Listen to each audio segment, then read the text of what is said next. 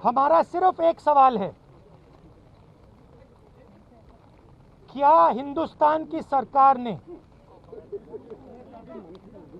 Pegasus को खरीदा, हां या ना? क्या हिंदुस्तान की सरकार ने अपने लोगों पर पेगासस हथियार का इस्तेमाल किया, हां या ना?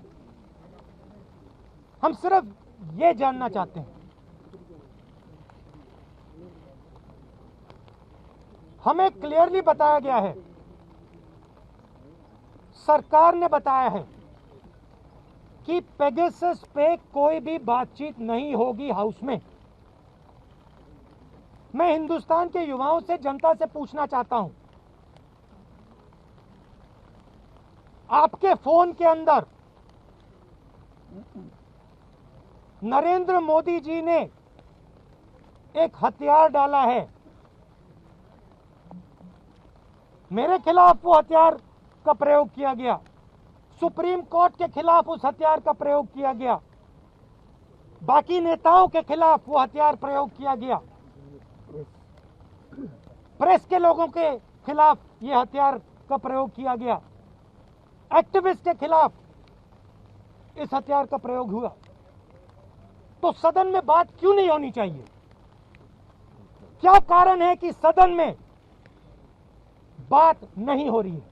हम नरेंद्र मोदी जी से, अमित शाह से ये पूछ रहे हैं कि आपने इस हथियार का प्रयोग हिंदुस्तान के लोकतांत्रिक इंस्टीट्यूशंस के खिलाफ क्यों किया?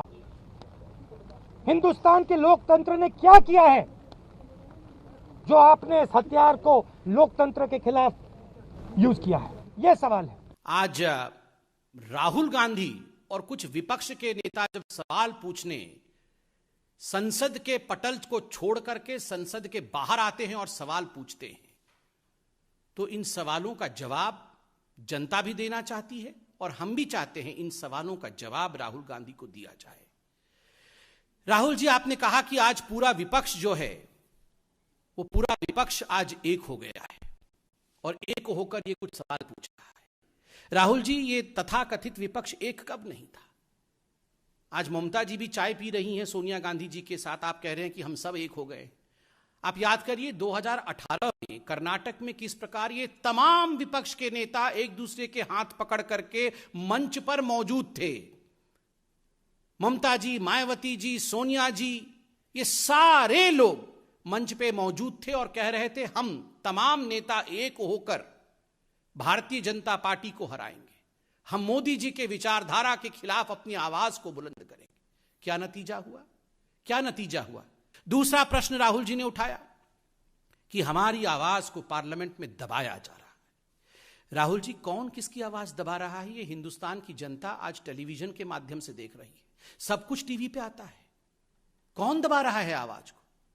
मैं जनता से पूछता हूं, मैं भी साधारण व्यक्ति हूं, आप बताइए, ये कोविड के समय जब दूसरी लहर चल रही थी, जिस समय कई लोग अपना दम तोड़ रहे थे, ये सारे कांग्रेस के नेता ये क्या कह रहे थे? राहुल जी क्या कह रहे थे?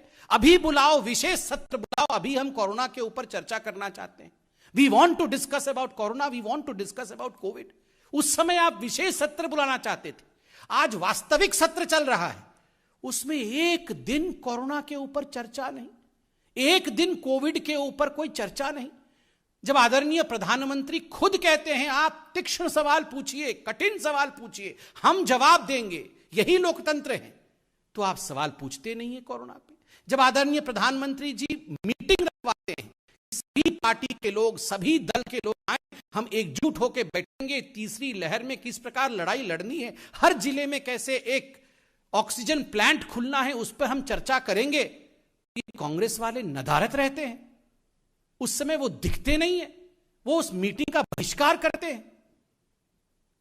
जनता जनार्दन सब देख रही है राहुल गांधी। तीसरी बात, राहुल गांधी ने कहा कि उनके फोन में हथियार डाल दिया गया है, कि हमारे फोन में हथियार डाल दिया गया है। राहुल जी, हथियार डाल दिया गया है आपके फोन में, तो आप इतने दिन तक बैठे क्यों हुए? आपको पता है आपके फोन के अंदर हथियार है, आप हथियार निकालने के लिए फॉरेंसिक डिपार्टमेंट गए, आप पुलिस थाने में जाके हथियार निकालने के लिए एफआईआर किया आपने? आप बताइए, आपको अगर हम में से किसी को पता चल जाए कि हमारे फोन के अंदर हथियार है, तो हम हाथ पैर धर के घर में बैठेंगे? बिल्कुल नहीं। हम जाके हथियार निकालें? कोई हथियार नहीं है।